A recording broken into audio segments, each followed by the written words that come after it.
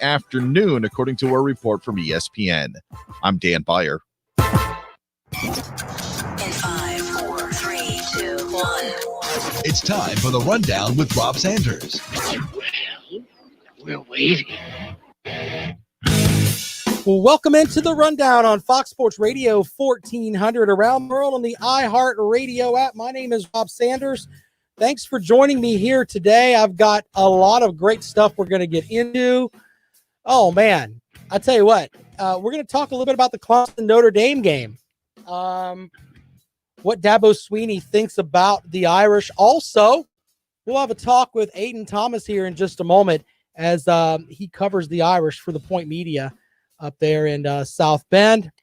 And we'll get his thoughts on what the Irish do well and how they can match up with Clemson. So kind of a big game here for both teams. It's, that top 5 matchup that the ACC was drooling over at the start of the season. And now they're going to get it. And, Clemson is going to have to deal with some playmakers for the Irish, including guys like Kyron Williams. Ian Book is in the shotgun. Kyron Williams to his left. Takes the shotgun up the middle to Williams. Fights his way across the goal line. Touchdown, Notre Dame. Yeah, they're going to have to deal with some guys like that. And it's going to be a big deal I think this is the most talented offense that Clemson has faced all season, in my opinion. But let's not just listen to me. Let's actually talk to someone that actually is on the beat for Notre Dame. Aiden Thomas recorded an interview with him earlier, and here are his thoughts on the matchup between the Tigers and the Irish. Out to the hotline we go. We welcome in our Notre Dame friend of the program, the gentleman that follows the Irish up in South Bend, Aiden Thomas from thepointmedia.com. Aiden, welcome back into the show, man. Thanks for joining us. Hey, thanks for having me back on. So the matchup this weekend between Clemson and Notre Dame is all the hype has been built up, and it's pretty much what we thought it was going to be when you and I spoke about it back in August. 2 undefeated teams, but of course the big story with Clemson is Trevor Lawrence is not going to play. He will make the trip up there, but be on the sidelines. What is your vibe from the team when they found out that, hey, Lawrence isn't going to go for the Tigers? I think it definitely started as it's not something that they're going to overthink. DJ is a really good quarterback for Clemson, and I don't think they want to get caught in this trap of, we're the favorites now. No, they're the favorites now because Trevor Lawrence out. They saw what DJ did last week against BC. They know he's one of the top recruits in the country. He's a very good quarterback, and so I don't think Notre Dame at any point is going to underestimate what he can do for the Clemson offense or what Clemson can do this weekend just because Trevor Lawrence is out. Right. Yeah. I think that's kind of the big thing is that Clemson doesn't really change their offense much regardless of if either guy is out there. So that's kind of a big thing. But let's talk about the Irish, though, and the offense that they bring into this game.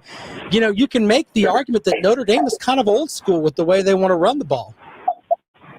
Yeah, absolutely. Notre Dame has not they know what they have for an offense at this point.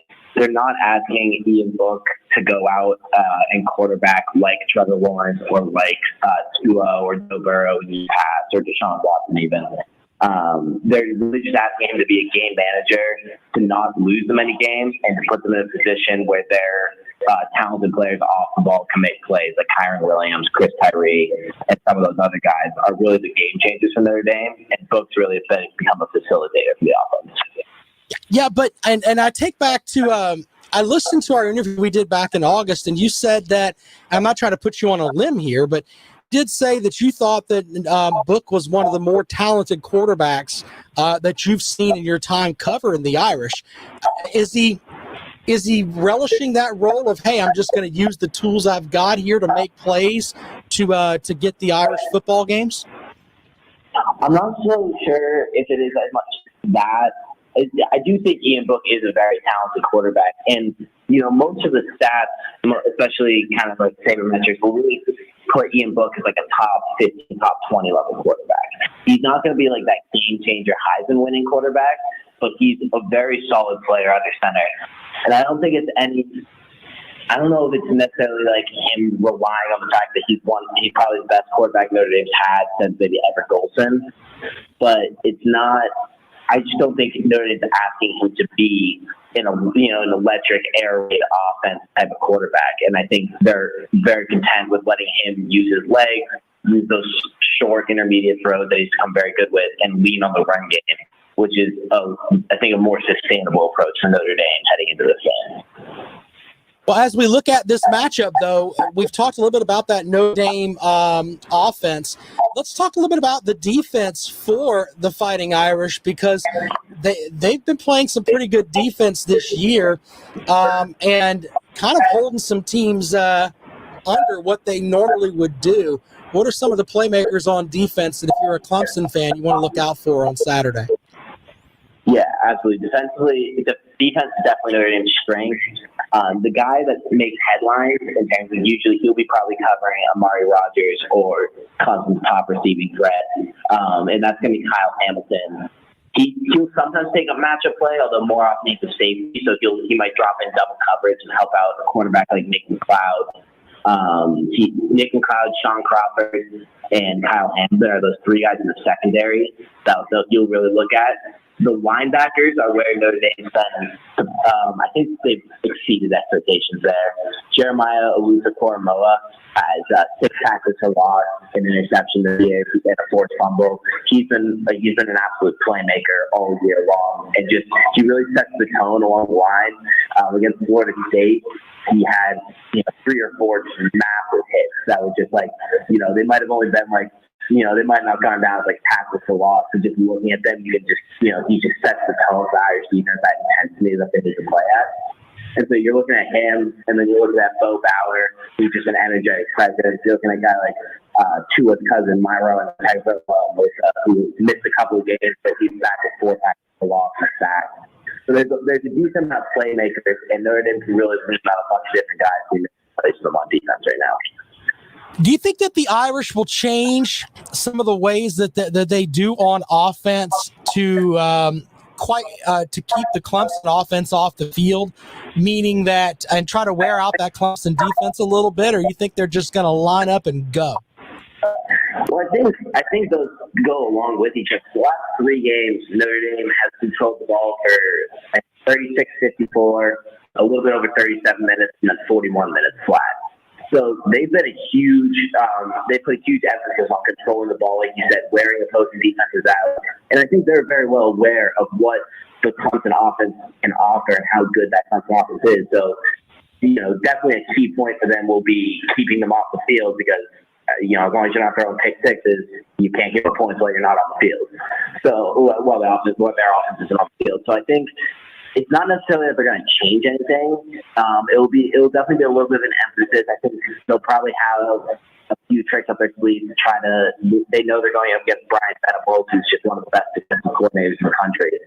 So I do think there will be maybe a slight change, but I think overall they've been really building the team around a sustainable approach that can help them compete against the elite team in the country.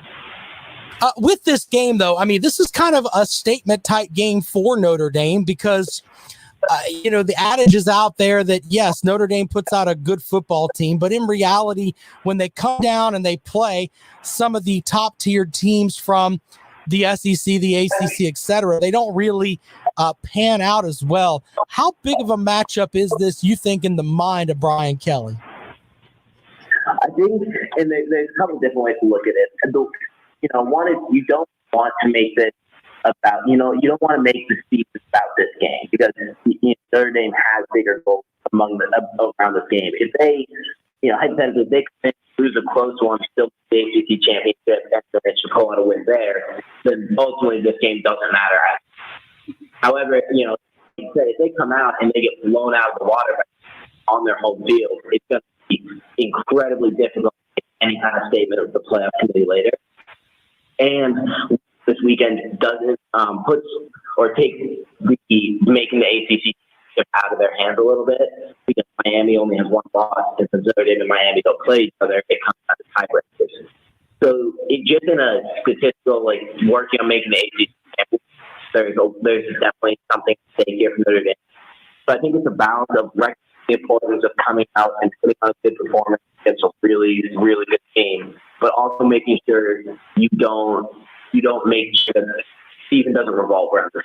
So you look back in 1993, Notre Dame beat number 1 FSU at home, and then the next week Boston College, which is ironically who they played this year.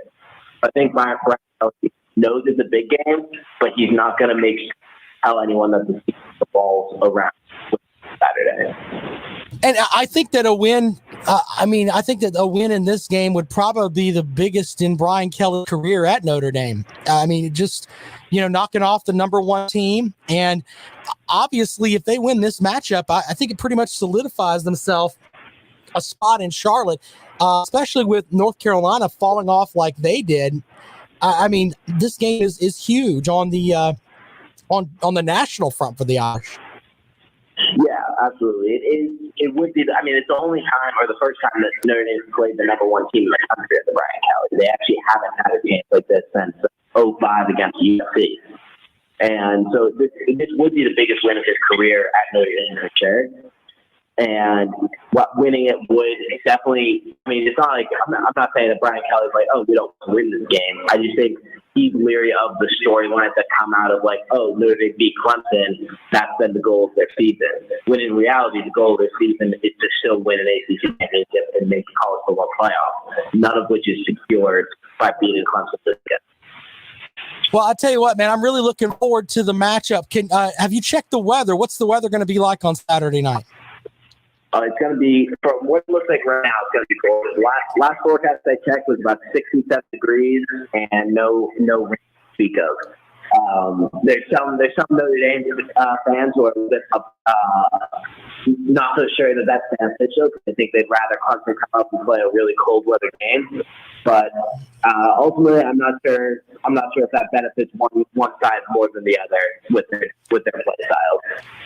Yeah, you're right about that. But I was worried about the weather being cold, because that's something that could affect Clemson up there, and not having to normally play in those types of temperatures that are cold up there in Indiana. So still looking forward to this matchup, though. And of course, kickoff is at 7:30 on Saturday night. Aiden, tell folks where they can find your stuff so they can follow you and some of the great content you put out there about Notre Dame. Yeah, I appreciate it. You can find us online at thepointmedia.com, and on Twitter we're at college_talking, which is the individual blog that I write for. There you go, Aiden. Hey, man, thanks so much for joining us today on the Rundown, buddy. I appreciate it. All right, thanks, Rob. There you go. Aiden Thomas joining us on the Rundown this afternoon. A look at Notre Dame. Now, what is in the mind of Brian Kelly? Some comments from Coach Kelly about the matchup with Clemson and how he expects to contain the, I guess, new Clemson starting quarterback until Trevor Lawrence comes back, DJ Uiagalelei.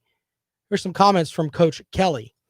Well, we'll certainly begin with the opponent in Clemson, number 1 team in the country, and deservingly so. Everything they do well, all phases of the game, offense, defense, special teams, consistent and everything. Their record since 2018, 36-1. So I'd be repeating if I didn't say that Coach has done an incredible job here, and consistency is really what is amazing about this football team and what Dabo has done. So again, just in all phases, they're well coached, prepared for everything, and we're excited about the opportunity to play the number 1 team in the country and have a great deal of respect for them. And I know our guys are excited about the opportunity. Brian, just talking in general terms, when it comes to facing a young quarterback, what decisions do you want him to have to make, and what gives a young quarterback the greatest anxiety? Well, we played Trevor Lawrence when he was a freshman, and there are some that you think would have difficulty in certain situations relative to third down and different coverages, but they're well coached. These kids see a lot now and are well prepared. DJ will be well prepared for the number of things that we'll show him. The most important thing is to make sure that he's not comfortable back there. You got to get a great pass rush. You got to get him to move his feet. You got to make sure that they don't get in a rhythm, which is really the case for a lot of quarterbacks. And I just think that whether you're a freshman or whether you're a senior, I think a lot of the axioms are still the same, that you don't want a quarterback to feel comfortable. So for us defensively, get him out of a comfort zone. Don't let him in rhythm. Don't give him the easy throws that are comfortable for him, and make him, do some things that he doesn't want to do. There you go, Coach Brian Kelly from Notre Dame. When you really stop and look at it, though, the Irish are a pretty good football team. As far as offense, they are ranked fourth in the conference in total offense, averaging about 437 yards a game. Of course, North Carolina at 1, Clemson at 2, Va Tech at 3. On defense, it's a little bit. They're one of the top defending teams in the conference. Number 2, this as far as, make sure I've got my proper numbers here, but as far as total defense, they are right up there near the top. So it's going to be a tough matchup for Clemson on the road. And I think this Notre Dame team has got a lot of, a chip on their shoulder, as I guess the best term to describe it. They've got this mentality of everybody looks at us like we're not the best football program ever because, independent, et cetera. And it's always the Notre Dame rule when it comes to the college football playoff. Now you're at a point, though, where, you have to break that cycle at some point. And the sad thing, if you're a Notre Dame fan, is that if you do get this win this weekend, the first thing people are going to say is, well, Clemson didn't have X starter or Trevor Lawrence or whatever. And with that, it can end up just biting you in the butt a little bit. So they are going to play with a chip on their shoulder. And to be completely honest with you, I think that the winner of this game is a lock for the ACC championship game. I mean, I'm not putting out anything that's not writing on the wall there. I think that the winner of this game will play for the ACC title in Charlotte.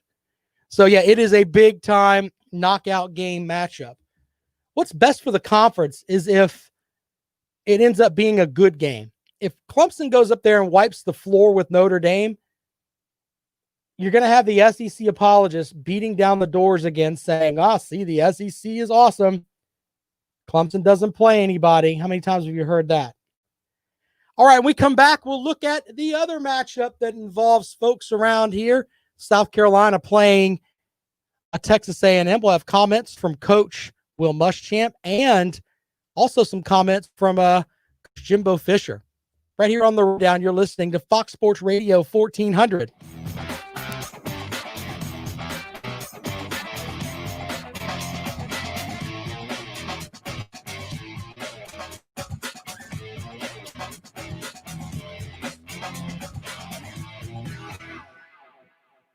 When you get in your car, you need the best directions to get where you want to be. Will arrive at your retirement in 8 years. The same is true for your retirement. You need a voice to guide you along the way. Join Pat Struby for Save Your Retirement with Pat Struby. Pat's 18 years of experience can help make your retirement journey feel like a drive down easy street. Arriving at your retirement. Saturdays 6 a.m. on Fox Sports Radio, and Saturdays at noon and Sundays at 9 on 560 WVOC for Save Your Retirement with Pat Struby. Paid non-attorney spokesperson. Attention all women who have been diagnosed with ovarian cancer. Johnson & Johnson's baby powder and shower talcum products have been linked to ovarian cancer. In February and May 2016, Johnson & Johnson was ordered to pay $72 million and $55 million by two juries to two women who contracted ovarian cancer after years of use of talcum baby powder products. If you or a family member has been diagnosed with ovarian cancer and used talcum powder prior to the diagnosis, call Talcum Powder Help Now today at 800-833-0112. You may be entitled to substantial compensation. The consultation is free and you'll pay nothing unless there is a recovery in your favor. Don't fight this alone. If you or a loved one used talcum baby powder-based products before being diagnosed or died from ovarian cancer, call Talcum Powder Help Now at 800-833-0112. 800-833-0112. 800-833-0112. Paid for by Bar Justice. Out here, falling leaves and cooler weather means Tractor Supply Black Friday prices are here. Shop thousands of items, including gun safes, pet supplies, Christmas decor and tools, as well as brands like Purina, Carhartt, and DeWalt. And shop safer and easier with our mobile app and curbside pickup. It's the season to save out here with our Black Friday prices, now through Sunday. Around the corner at your local Tractor Supply or TractorSupply.com. Tractor Supply, for life out here. Progressive presents The Sounds of the Old World. The year is 2019. And someone is getting up to use the bathroom at the stadium. Excuse me? Excuse me? Oh, sorry. Excuse me? You mind if I just squeeze by here? This has been The Sounds of the Old World. Brought to you by Progressive, where drivers can still switch and save like it's 2019. Quote today at Progressive.com. Progressive Casualty Insurance Company and Affiliates. Welcome back to The Rundown. Follow Rob on Twitter at Rob Sounds Good. Welcome back to the Rundown on Fox Sports Radio 1400. You know, I forgot. I've got some clips from Coach Dabo Sweeney and his thoughts on the Irish. Here's some words from the ball coach up at Clemson. Super excited about this opportunity this week. This is, college football at its best. Two top five teams, and when you sit down and start breaking this thing down, it's about what you would think, with two top five teams, just a bunch of really good players on both sides, and this is again very small margin for error type of game, and I know we'll have to play better for sure and cut out some of the mistakes that we've had. Especially, giving up some points to the other team. But it's fun. It's a great matchup. Notre Dame they're ranked number 4 for a reason, and incredibly well coached, disciplined, play extremely hard. Offensively, it starts with their offensive line. They're massive. These guys are huge. They're all returning starters. Incredible experience. The quarterback has been there a while, and he's a great player. He's savvy. He's instinctive. He can make the throws. He's a really good runner. The tight ends are special. Big physical guys that they use a lot of different ways. Probably 4 or 5 different personnel groupings, so they create some problems. Just from a game plan standpoint, all the personnel groupings, the formations, the shifts, the bunch sets, all the play action. They do a really nice job. Again, really well coached, very well coordinated, and they don't just have good players. They're very well coached. And then got some receivers really emerging, 88 and 11 and 3, 0. All these guys are really coming on and making some plays for them. But just a complete team, every sense of the word. They're built to run the football. They got 3 really good backs. They've all made big plays, both in the run game and the passing game. But again, it all starts with the guys up front, and then defensively. So there's some comments from Coach Dabo Sweeney as his Tigers will take on Notre Dame, the biggest matchup of the weekend of the season for the ACC. And I've got some stuff we're going to look into in our next segment about South Carolina and their matchup with Texas A&M.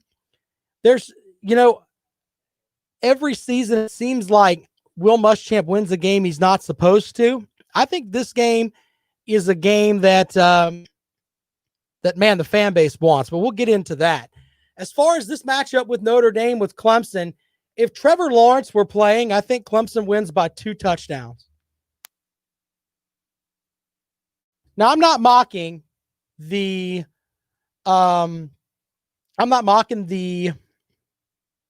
what's the way that I can put this? I'm not mocking DJ Uiagalelei. Not doing that at all. I think he's a great quarterback, but he's not Trevor Lawrence yet. He may get to a point where he is, and he had some moments last week where he looked really good. But the reality is that he's not Trevor Lawrence. He's not played a game on the road yet as a starter. So, yeah, you've got a lot of things that are kind of out there. Can he deal with big-time spotlight? We don't know that yet.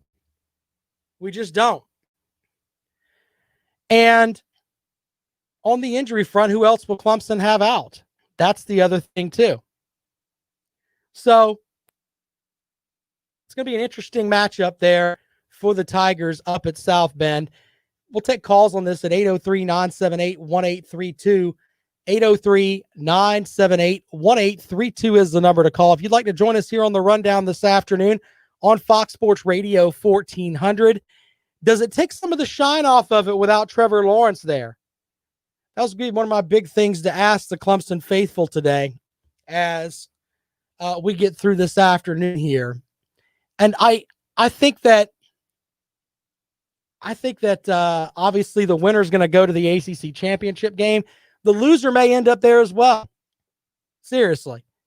Simply because I don't think anybody else is going to roll through. I mean, Miami has got a pretty good team, but do you really feel that great about Miami? I don't know. So we'll see how that goes for Clemson this weekend. They opened up as a 4-point favorite. I think it's moved up a little bit as far as the line goes. But, yeah, it should be, in my opinion, it's the toughest game Clemson will play this season. After this week, they get a bye week before they go to Florida State, and Florida State is terrible. I think the last game of the season against Virginia Tech will be an interesting game. In the end, this is the last place I think that Clemson has the capability of stubbing their toe before they get into the championship mode of playing for that ACC title in Charlotte. 803-978-1832, 803-978-1832. The comments from Coach Kelly were interesting, too, about trying to knock down DJ Uiagalelei. The math on that doesn't work. 250 pounds. That's a big boy. Big guy, whatever it is you want to call it. Hitting him and knocking him down is going to be a process for just about anybody. Jimmy says, which Clemson defense will be there, the first half or the second half? I'm assuming he's talking about the Boston College game. He says, that's the question. Yeah, you can argue that point, but here's the thing with that. Boston College ran up and down the field a little bit, and then it seemed like Clemson just made the adjustments. It really did. And Boston College kind of got away from what they were good at. I wonder about the middle of the field for that Clemson defense, though. If that's something where people look at and it's like, okay, that's kind of the trouble spot there. It seemed like that was kind of the way there with Boston College. Either way, we'll find out because Notre Dame has got some playmakers. Kyron Williams is a heck of a running back. Ian Book is a good quarterback. I think he's a little underrated. Aiden and I were talking about that earlier about it's almost like he's a game manager right now. He's not like a guy that's going to go out there and win you some games. Maybe that's kind of what Notre Dame wants you to think of him. But I've seen he has the capability of making every throw, and he can make plays with his feet. But you know what? When you can lean on a guy like Kyron Williams, you can get away with that. You can get away with just saying, all right, I've got this great running game, and have Book make plays every now and then with his arm to have some balance. But I really think that Book is not having the season that he wanted. There was talks that he would be like a fringe candidate for the Heisman Trophy. Yeah, he hasn't really had those numbers, but Notre Dame offense is one of the top 3 in the ACC, top 3, top 4, putting up over 440 yards a game.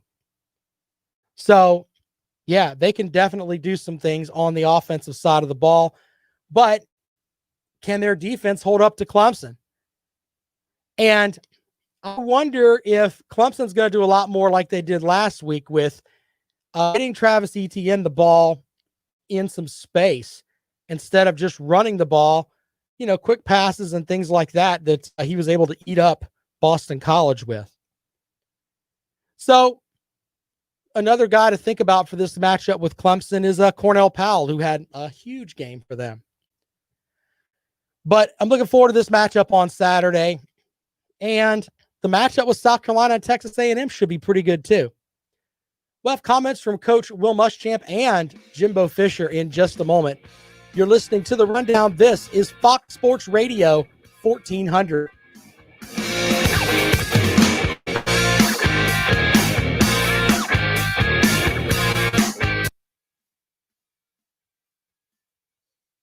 Appreciate y'all checking out the show over there today. You guys rock, man. Thank you so much.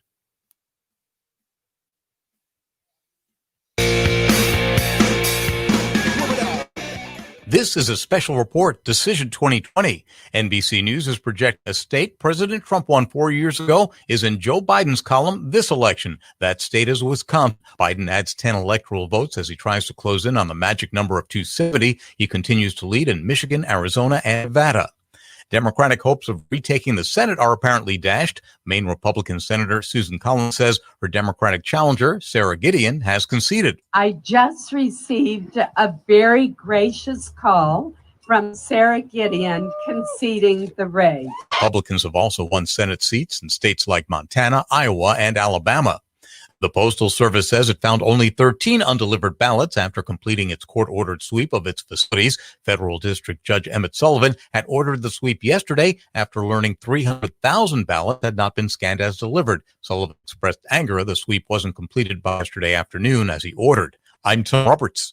So Thanksgiving is coming. Do we invite company or not? Do we do the big meal or not? Thanksgiving, like most things this year, is going to be different. But one thing I know for sure is that I want an incredibly healthy home and clean carpets. That's why I call Zero Res. Their patented cleaning process uses powered water technology for a superior, longer-lasting clean and no harsh chemicals. Right now, get 3 rooms of carpet clean for only $129. Mention me on this station. You'll get a whole week. My hands always smell like hand sanitizer. It's like I'm using hand sanitizer all the time. You guys have that problem over there? It's like I'm not a germaphobe. I mean, I'm really not. But, I mean, I like to use hand sanitizer. It's like I see it. I got like a big, look at this, big green bottle of stuff here. Yeah. Why not? Wrap it up. I wipe the microphone down and stuff when I come in here too. I'm a weirdo, man. I mean, I really am.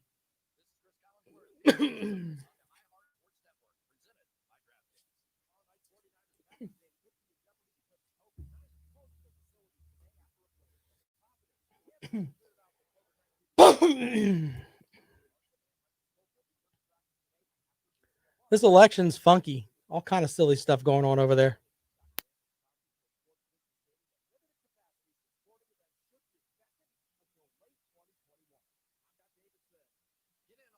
Week's action. Download the DraftKings app now. Enter code SPORTS during sign up to try DraftKings for free. Don't forget that's code SPORTS to try DraftKings for free. Eligibility restrictions apply. See DraftKings.com for details. Want to hit a home run with your smart speaker? Alexa, play Fox Sports Radio 1400 on iHeartRadio. That sounds like a pretty good choice to me. Welcome back to the Rundown on Fox Sports Radio 1400. Around the world on the iHeart Radio app. You know, big matchup here in Columbia for South Carolina and Texas A&M. Texas A&M, since they joined the SEC in 2014, they have not lost to South Carolina. The Bonham Cup, which is the cup that's given to they tried to make this like the big rivalry there. Remember, South Carolina used to play Arkansas every year as their West opponent. Showing my age a little bit here, I guess. But they used to play Arkansas, and then now it comes back that they're playing Texas A&M when Texas A&M joined the league. So that's their cross-conference matchup they play every year. And South Carolina's had an opportunity at points to win against A&M, but it just hasn't happened. And it's literally like the worst that could possibly happen for the Gamecocks seems to for that matchup with Texas A&M.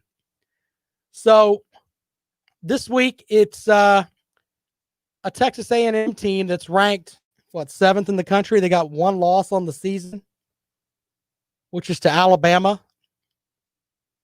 And they're trying to jockey their way and hope someone can trip up Alabama so they can get a spot in the SEC championship game. Or better yet, they're hoping to be what Alabama was a couple of years ago, where Alabama didn't win the division, but Alabama went to the playoff and won it without winning the SEC. That's kind of in the mindset of what they want to do down there at A&M, even though they lost that matchup to Alabama.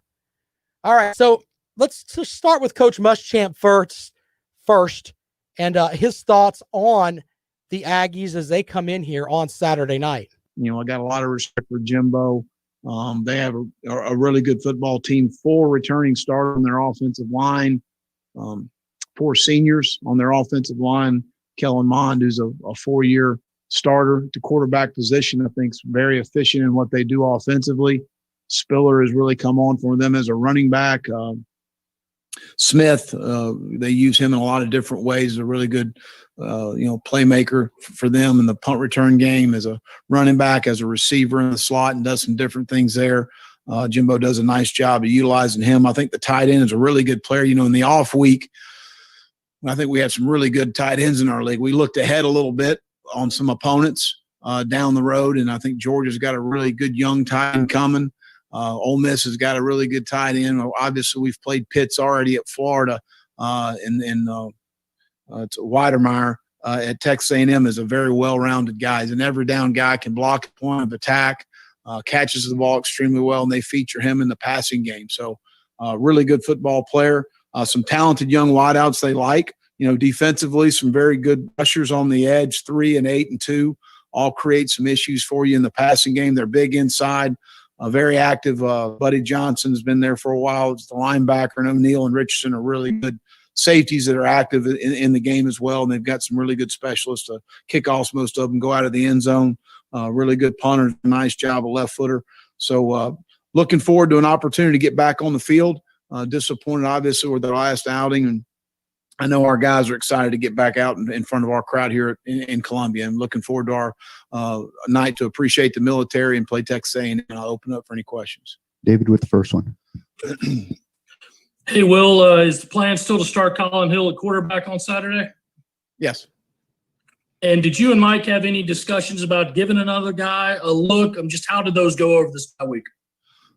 Well, Ryan and Luke both got a lot of reps, and I thought both guys did a nice job and continued to improve and get better. And we feel like Colin gets our best chance to win.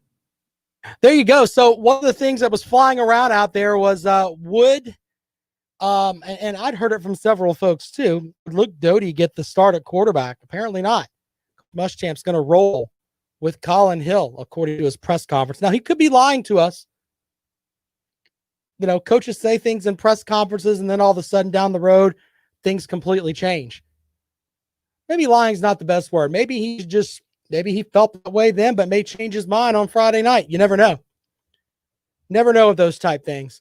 Our comments from Coach Jimbo Fisher down at Texas A&M as his team rolls into Columbia as the 7th-ranked team in the country. You got to go play a very good South Carolina team on the road. South Carolina's beat some good teams, beating Auburn. They play really good at home. Night game over there is always tough. Will's a heck of a football coach. Mike Bobo on offense, known him a long time. Very good football coach, and they got really good players. I mean, their corners, both corners are – one's projected to be a first-rounder and one preseason. The other one was projected to be a first-rounder for the season. So very good there. They got rush guys up front, 52, and those guys can rush. The backers, 53, and those guys make a ton of plays. 5, 6 up front. Those guys are strong offensive line. The backs can really run the football. The young back 20 is really doing a great job for them, in my opinion, how physical he is. Quarterback's doing a good job there. And then, of course, Shi Smith had a big play on us last year. Is a really good receiver. So the tight ends are good. So they'll have a good scheme. We're going to have to play well and got to do it on a short week where we don't get, your practices today because tomorrow being off, which is the right thing to do for voting and getting our kids to make sure we vote. And they exercise their right to do that, get all that taken care of. But that just challenge you as far as our preparation. We got to get things ready quickly today and then go back on Wednesday. So questions? Are there any specific elements that you can point to and say, this is what I really like about this football team? The first thing is our competitive nature, our ability to be resilient, our ability to match up each situation. No matter what happens to us, we keep playing the next play and we playing together and being a football team. And I think to have success as a team, I think it's very important. Where the offense, if the defense struggles, the offense picks up. The offense struggles, the defense picks it up, and vice versa, learning to play together. But I love the camaraderie of this team. I think we're learning to be a physical football team. I mean, we're trying to be more physical up front, being able to control lines of scrimmage, and at times we do, and times we don't. I mean, it's tough in this league, but I think I do like that ability, have balance on offense. Our front guys on defense staying physical to be able to do that. And our kicking game's been pretty sound throughout what we're trying to do there. We're kicking the ball where we're supposed to kick it, punting it, hitting our field goals and PATs and return games. So in that regard, we're doing a good job. There you go, Coach Jimbo Fisher bringing in Texas A&M this weekend to play South Carolina. The Aggies are an 8-point favorite in this matchup. When I see Texas A&M, though, there's nothing really out them that I look at and I'm like, you know what? I'd like to write home and tell everybody about this, and this is something they really need to look at. I mean, Spiller's a pretty good there. Kellen Mond's okay, but I don't think they're lights out great anywhere. I really don't. I mean, is there something that I'm missing with Texas A&M? They are the vanilla ice cream of the SEC, in my opinion. They can be really good, but it'll get you through in a pinch, but it's not exactly just something that's just silly crazy. You know what I mean? Anyway, that's kind of how I feel about A&M. If you would like to give us your thoughts on Texas A&M coming in to play South Carolina, is this year the year the Gamecocks get it done? 803-978-1832. 803-978-1832 is the number to call if you want to hear on the rundown this afternoon on Fox Sports Radio 1400, of course, around the world on the iHeart Radio app. Appreciate the folks listening to the podcast. You can download that at 5 o'clock. That's when I'll have it put up there for you. Also, tomorrow, for Gamecock wide receiver Tim Frisbee joins us as we talk a little bit about this matchup for the Gamecocks and what they need to do to win. What they need to do to win. And that's what Tim and I will go over tomorrow. Of course, we work together on the fifth quarter postgame show on WVOC across the hall. More of the rundown when we come back.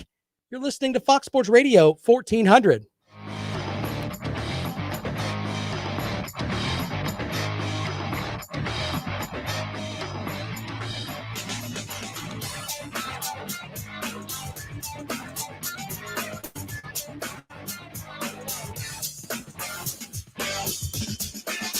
Here's another $1,000 grand in your hand winner. Yes, yes, yes. I love it. Feels great. Ah, man, I can't believe this. Fantastic. Awesome.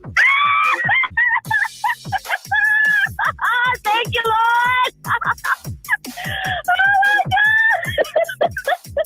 Oh, God, I'm going to cry. Keep listening for 12 chances to win $1,000 every weekday on Fox Sports Radio 1400. Well, I'm 67 years old. I lost 71 pounds.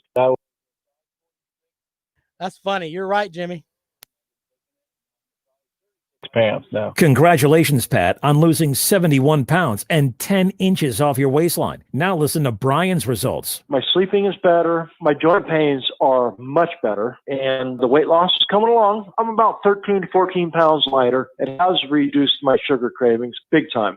Sugar cravings and reduced joint pains And those two are big time. Outstanding results, Brian. Guys, since 2004, men have chosen Andro 400 for one reason: results. Andro 400 can help you safely lose belly fat, reduce joint pain, gain energy, and boost your testosterone. We guarantee it. Start today and get free shipping on any order. Go to andro400.com for more true testimonials, before and after photos, and special discount. Only available on andro400.com. andro400.com. When it comes to autism, finding the right words can be tough. Finding community in these challenging times doesn't have to be. Find out how at autismspeaks.org/together. For all your plumbing problems and needs, On-Call Plumbing, Heating, and Air is here to help. Available 24/7 to serve you with trained technicians, not trained salespeople. Whether your plumbing job is large or small, it's the right job for On-Call. Receive installations, repairs, and everything in between from the company you can trust to do it right. On-Call is your locally owned and operated plumbing company. Go to OnCallSC.com. On-Call Plumbing, Heating, and Air. Pick up the phone and we'll be right there. Call 781-HELP. That is a pretty good breakfast. You're not even eating. Not ever. Why not? What's up? Kath and I knew that Jenny had been partying a bit. Found out she tried heroin.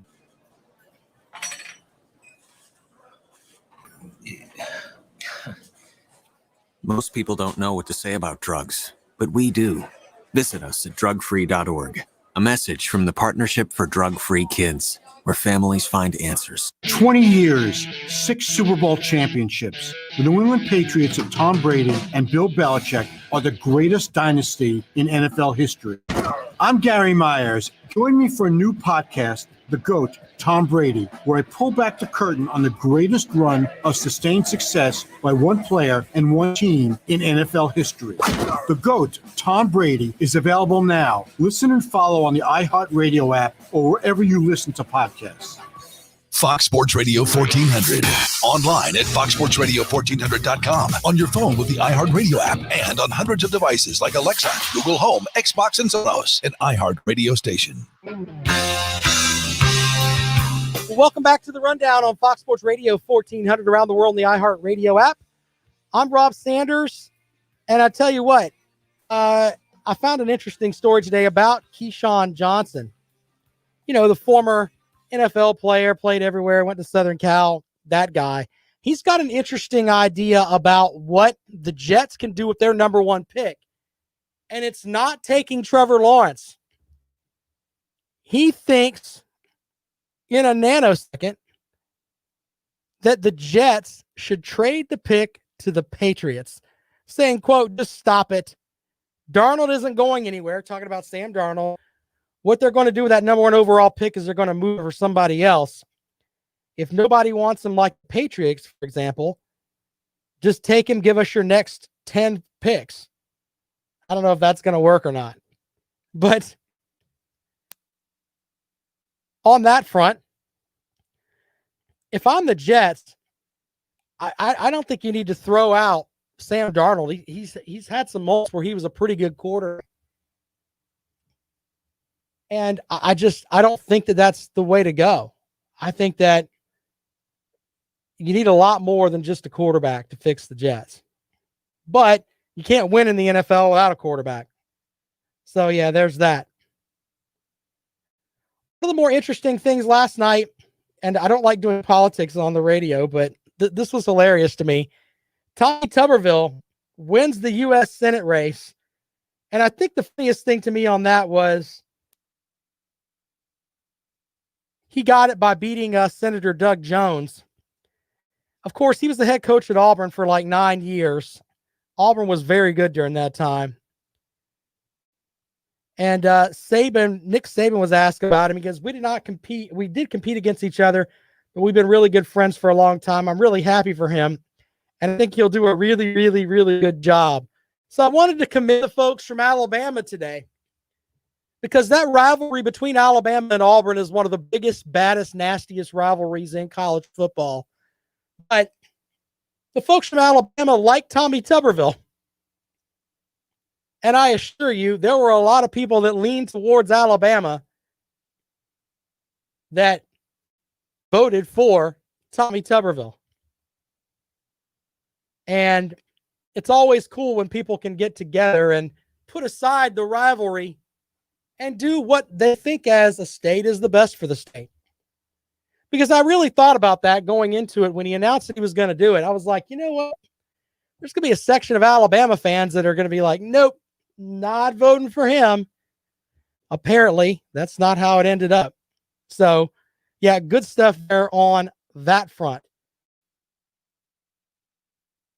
You know, heading into this weekend, I thought I would go over some of the SEC and ACC matchups really quick here.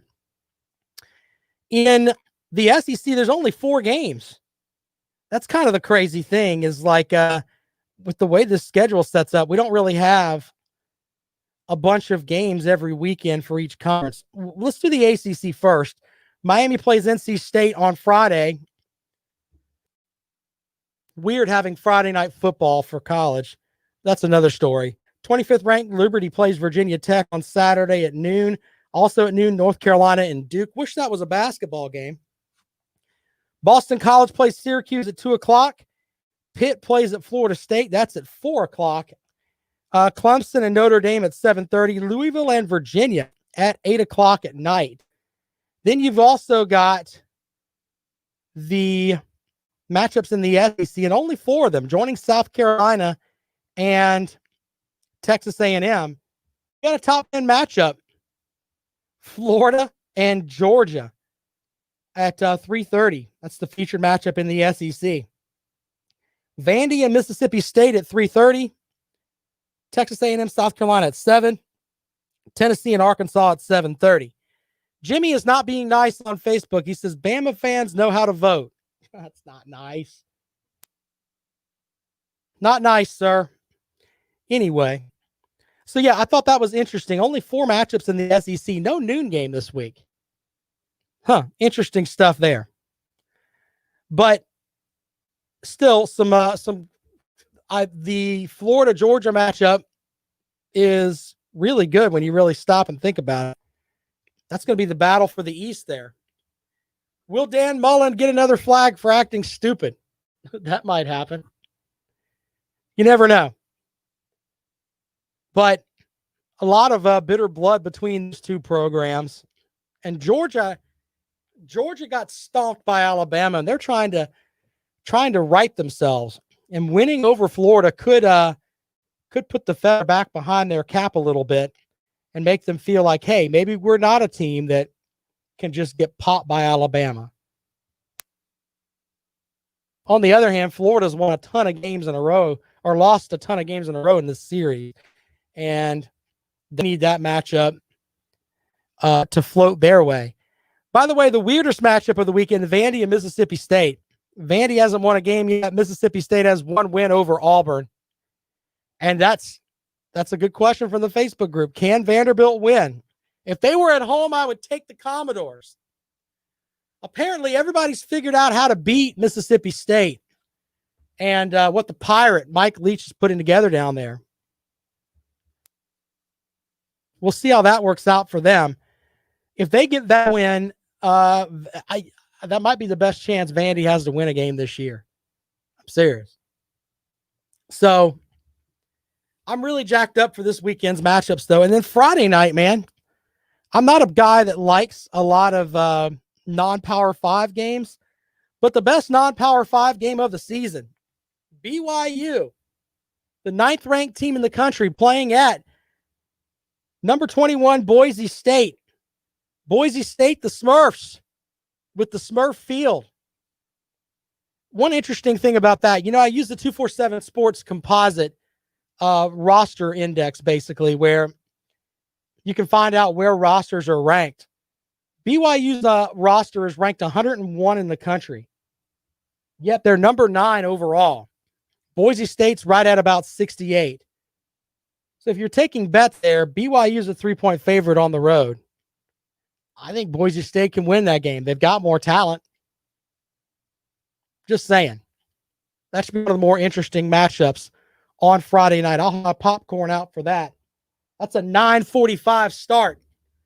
When you're a dad, you love those 9:45 starts because the kids settle down a little bit and then they go to sleep and you can actually enjoy the game. Yeah, there. Follow me for more dad tips. I'm at Rob Sounds Good. Also, follow my buddy Lawton Swan. He's at Clemson Sports. Follow his website, ClemsonSportsTalk.com. He'll be up as soon as we are done with the here in about 45 seconds. He takes over in about 5 minutes or so. But he is the czar of Clemson Sports. He's got all the Clemson info you need. His website is ClemsonSportsTalk.com. Teddy Hefner this morning had on Gamecock basketball coach Frank Martin. If you missed that interview, I'm going to put it up on the website, and I'll post that on my Twitter feed at Rob Sounds Good. If you want to hear what the coach had to say with Teddy this morning, Teddy's on every day from 9 to noon. All right, don't forget, tomorrow, Tyler Crowder will join us, in addition to Tim Frisbee, former Gamecock wide receiver, joining the program tomorrow. My name is Rob Sanders. This has been The Rundown on Fox Sports Radio 1400.